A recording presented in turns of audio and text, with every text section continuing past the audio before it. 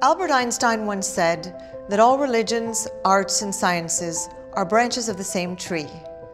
As today's technology and global risks race ahead of our understanding and stretch the boundaries of humanity, we face unprecedented ethical conundrums. I believe that reaching beyond the sciences and religion to that third branch, the arts, offers essential insight into these challenges. I call ethical decision-making on the borders of humanity ethics on the edge. We all teeter on the edge. How do we define a life well lived in a partly virtual world? Where do we look for moral guidelines and truth when curated selves befriend each other through algorithms? How do we make conscionable decisions in the uncharted territory of civilian space travel, designer genetics, and artificial intelligence? And what about the problems that are still on the ethical edge but shouldn't be, such as inequality or racism? Please join me in conversation with some of the world's leading artists and arts world pioneers as we explore some of today's most challenging ethical questions through the lens of the visual and performing arts, architecture, and literature.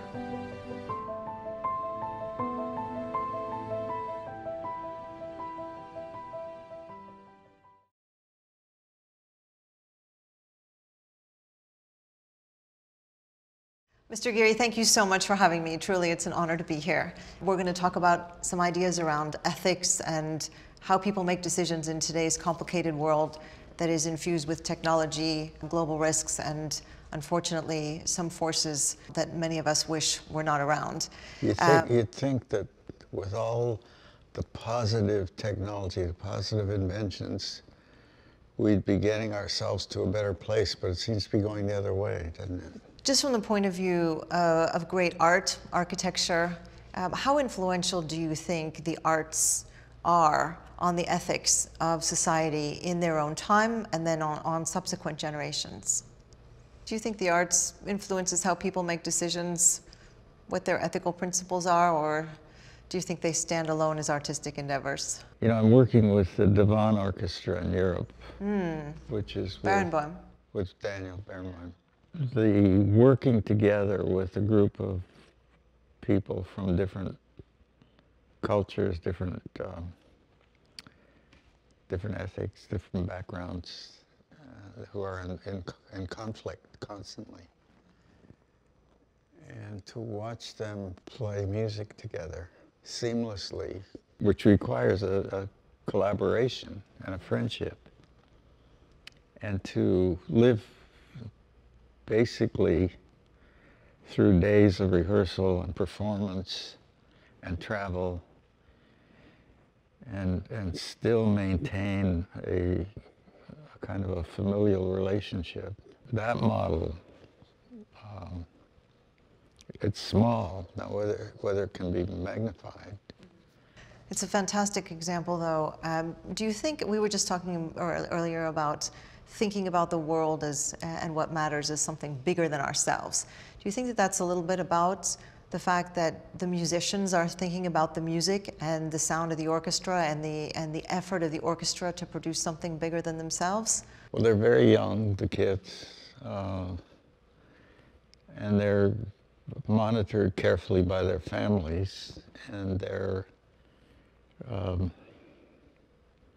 families are in dispute with each other, but somehow they maintain this connection, and I don't know whether it's a feeling of humanity, of that they know something's good about it, right? Something that helps them withstand the pressure of their differences in their families. Yeah. So whether it's by its nature an ethical construct of some sort. So to continue with the discussion about the orchestra, the real ethical position was created by Daniel Barenboim and Edward Said, who believed that disparate voices could come together through the arts. And it's something that I participated in before with Tom Krenz in Abu Dhabi, where he asked me to be part of a new Guggenheim in Abu Dhabi. And I was reluctant to start it because I didn't know the culture. They're not an open culture. They're not easy to connect with. I don't know what their ethics are. Interesting. So you don't know where they draw lines, where they start and stop. So Tom convinced me to participate because it would be a museum that would bring together people from the Arab nations and the Western nations and the world. And so this would be, for the first time, a museum that could bring artists from Syria and Africa and China, wherever. So based on that, I accepted the project. I went there, spent time, met the Emiratis. I did sit with the Sheikh Mohammed, who was the head of it, and we were talking about Israel. And that must have been quite a discussion. Yeah, and he said all the right things.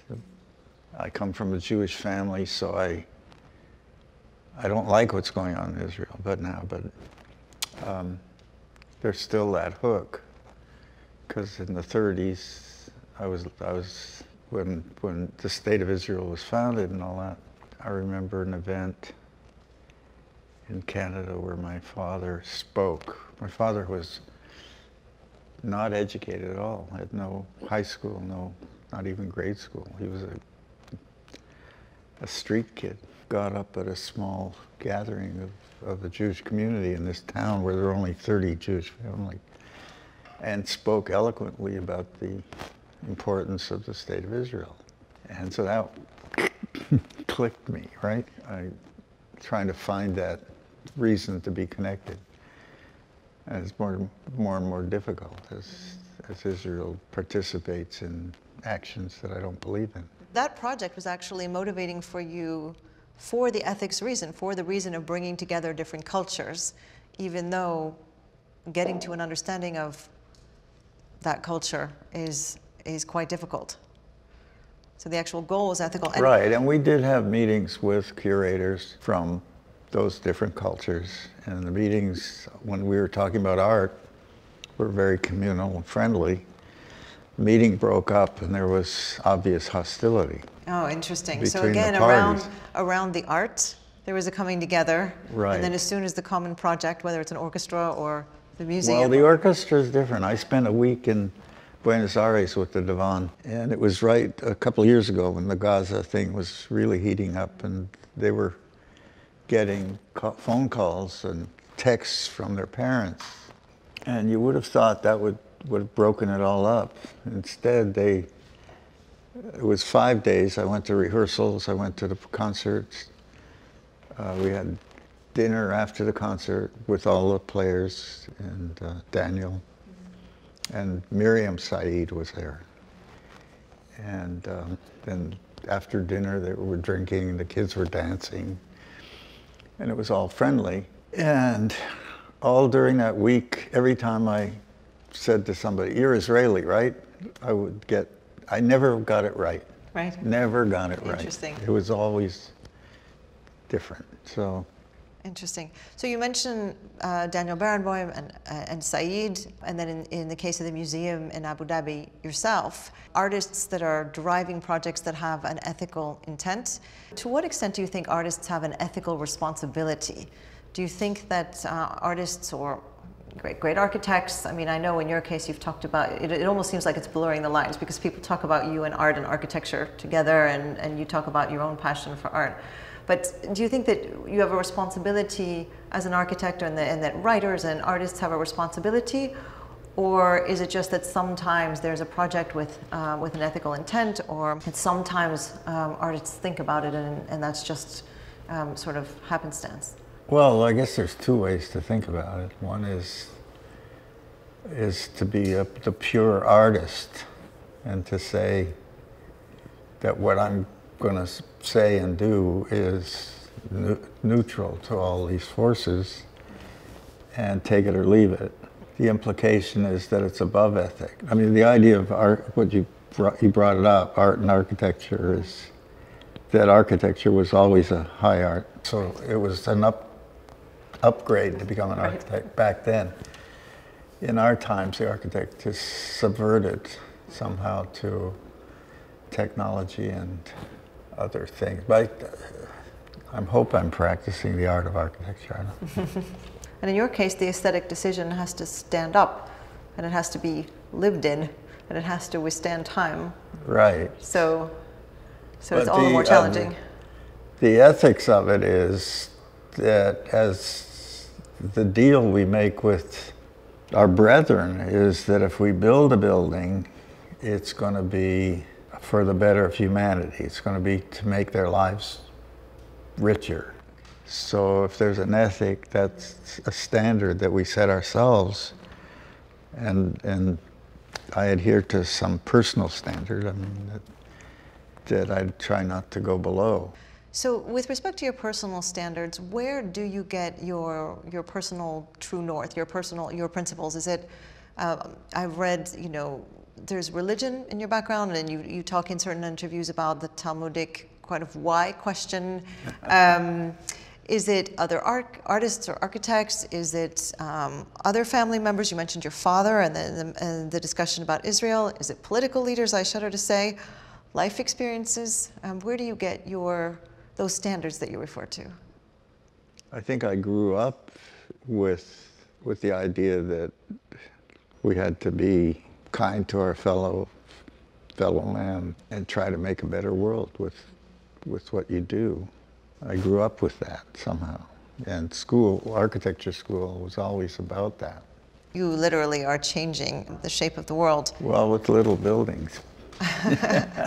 Bilbao was a miracle because that was, again, Tom Krenz, the director of the Guggenheim. So I had partners to play with.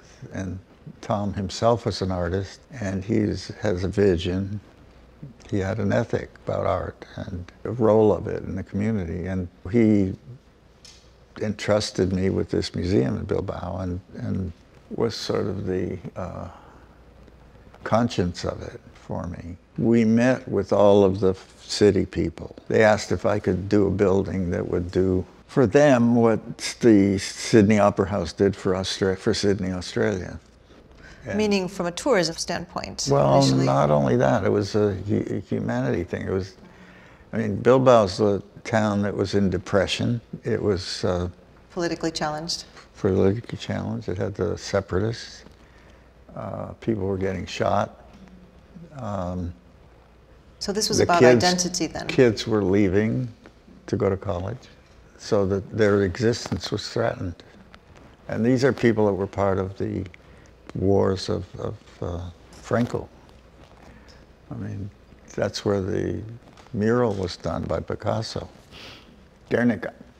May I ask you just, Bilbao's a great example, but in many of the descriptions of your work, the word context comes up, and how you try to get a bit, you take into consideration the context. Context is another ethical thing, if you want to talk about it that way. Exactly. So can you tell me a little bit about how you get to an understanding of the context? I was fascinated by the fact that you said, for example, with Abu Dhabi, it was very hard to come to an understanding of exactly what that context was. Right. But you seem not only to focus on understanding the context and finding a respectful place within it, but also actually changing it in a very ethically interesting way, and Bilbao is an example of that. It seems that it's sort of a living respect for context that has sort of taken on a life of its own. Well, when I got there, and this happens to me all the time anyway, no matter where I go, some form of hatred, I don't know what, it's varying degrees of it, but in Bilbao, it manifested itself in an article in the newspaper saying, "Shoot the American architect." Goodness. So... Because? Because they didn't want to be treated, you know, like little babies. Like a foreigner comes in to fix their problems. Yeah, we're going to fix your thing. And they had a history of art there. They had a pretty good background in it, and they were suffering, and they didn't know what I was going to do. You know, I knew Eduardo Chida, the sculptor, who I was friends with, so I had one connection. But after the building was built, the people that said that came around and took me to dinner and thanked me. Wow. When I got there and started, it was a rundown community. shipping industry was dead. The factories were closing.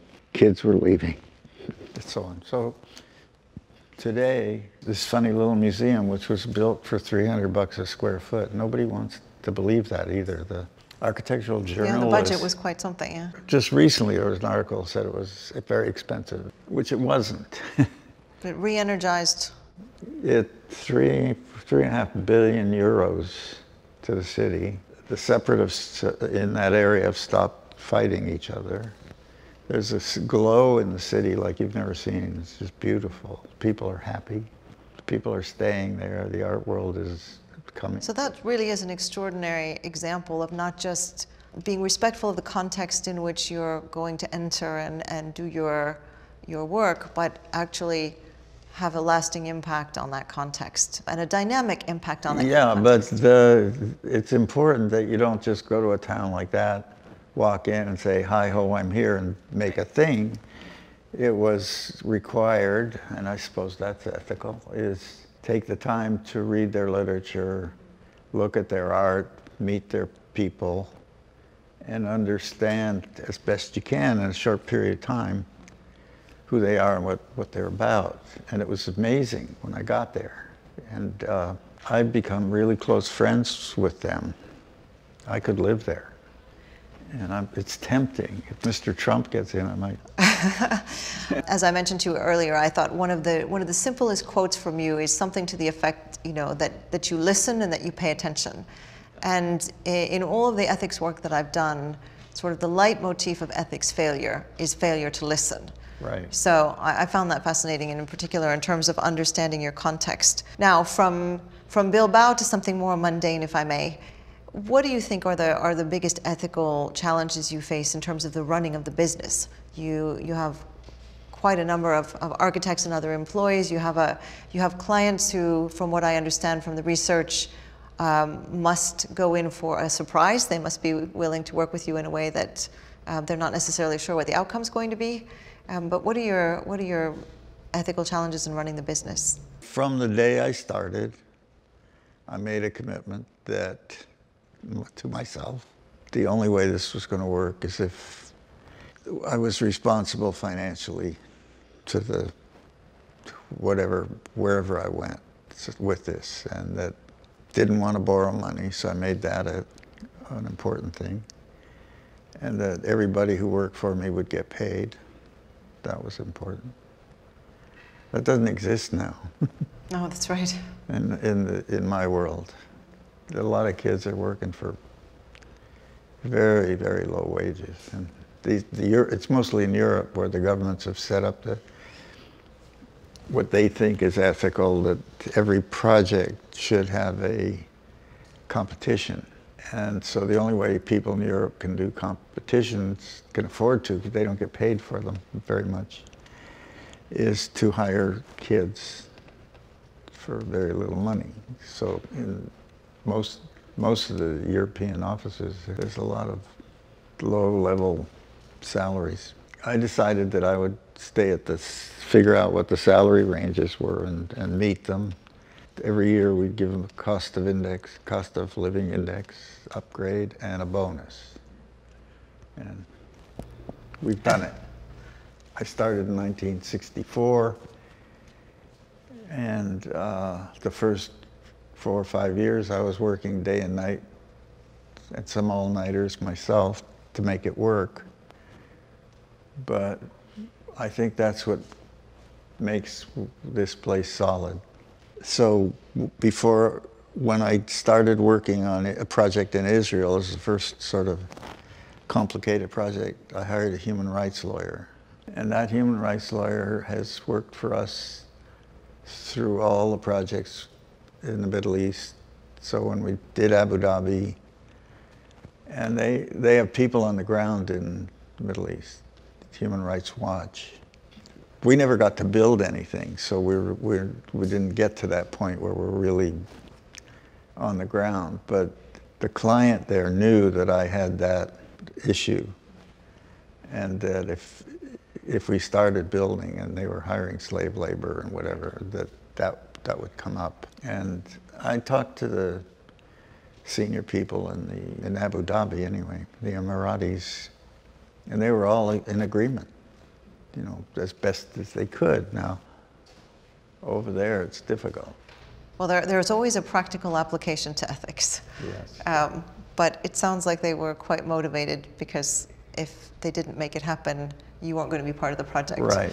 But I think that's the one thing my brethren haven't done, who have gotten into trouble, is it's just real easy to get a representative like a human Right.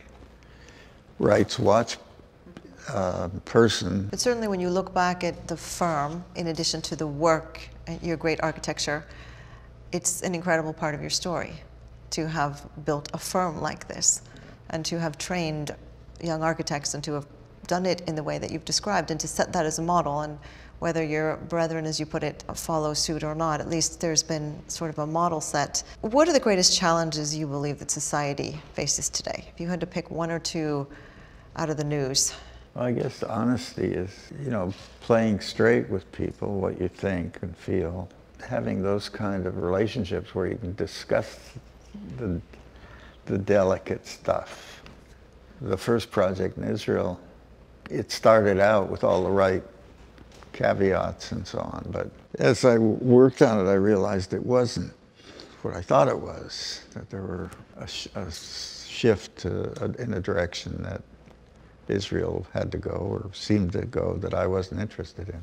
And so I got out of it very quietly, so I didn't hurt anybody's feelings. In fact, hardly anybody knew I got out of it. So you're engaging with some of these global challenges, including, if, you know, I mean, there seems to be a global failure of honesty.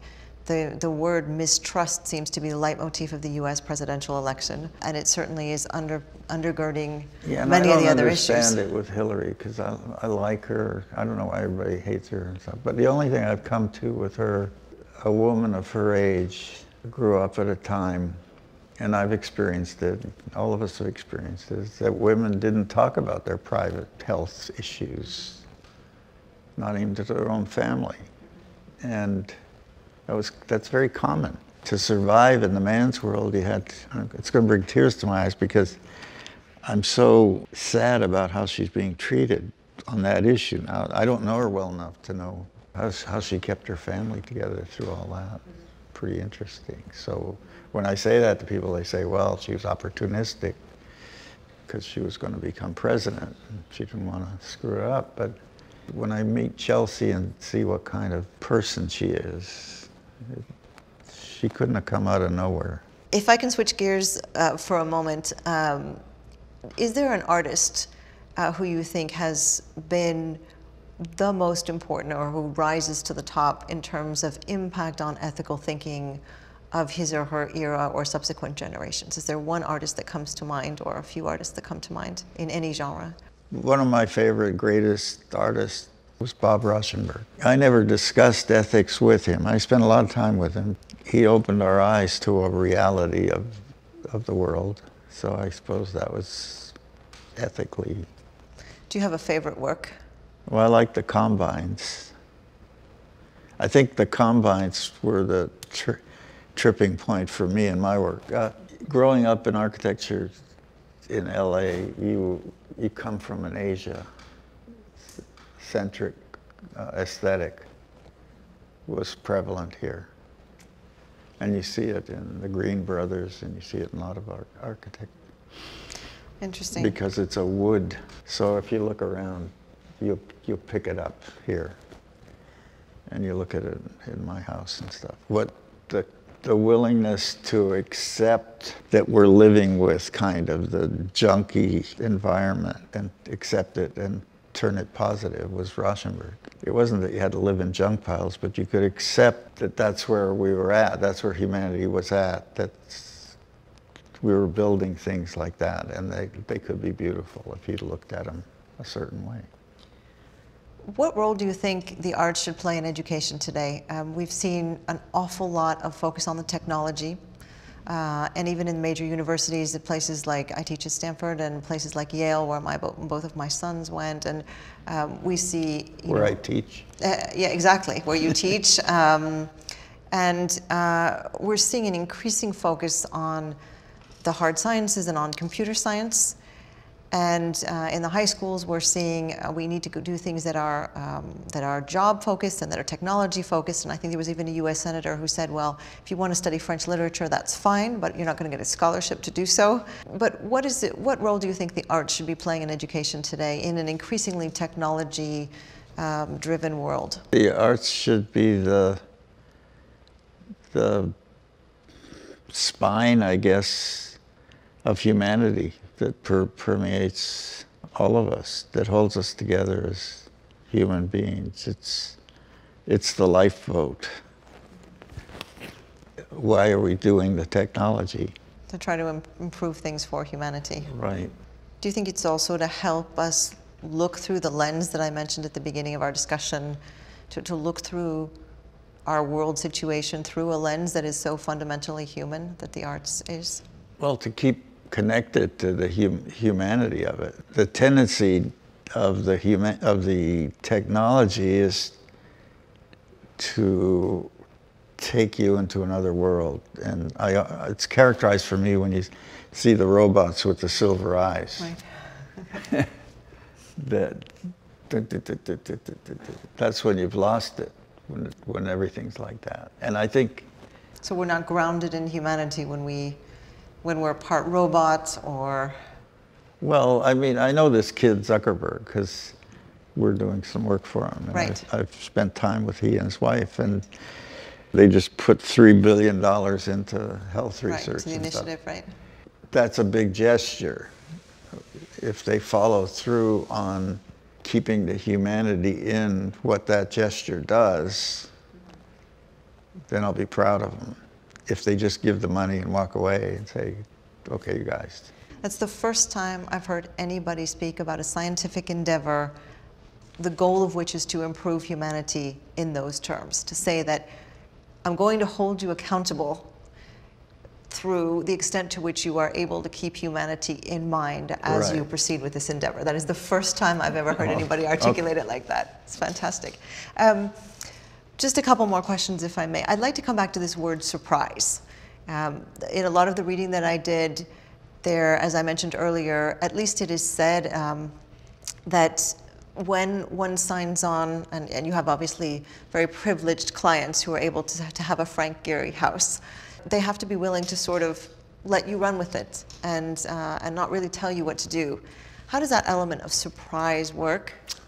It doesn't work quite like the way you said it implies, okay? So it's not that. We do very few houses because it's, the only way I can do them is I become very emotionally involved with the whole thing and with the people.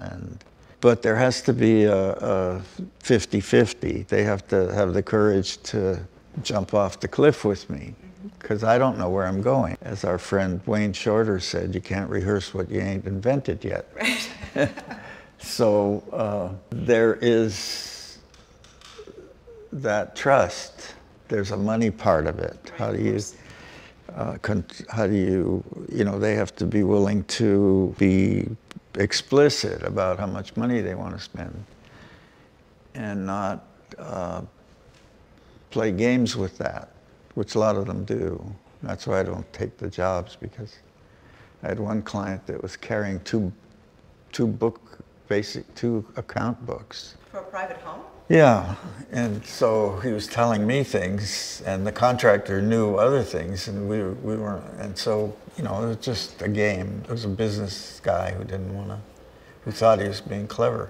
Most people have done their homework by the time they get here, and I'm very clear in the first meetings as to what the process is going to be. We're going to work on models, and the models are iterative. So I start with the blocks that are the size of their program, and then the site model, and I put it on the site, and then I look at the adjacent buildings, and then I take knowledge from the scale of the neighborhood, and then I take their program and fit it, start talking to them about how they want to live and how many kids they got and how many, all that stuff.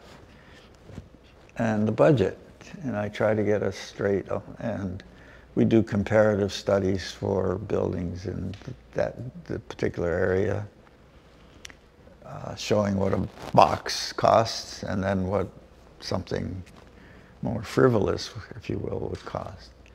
And so we're very careful to explain so that they're not sandbagged.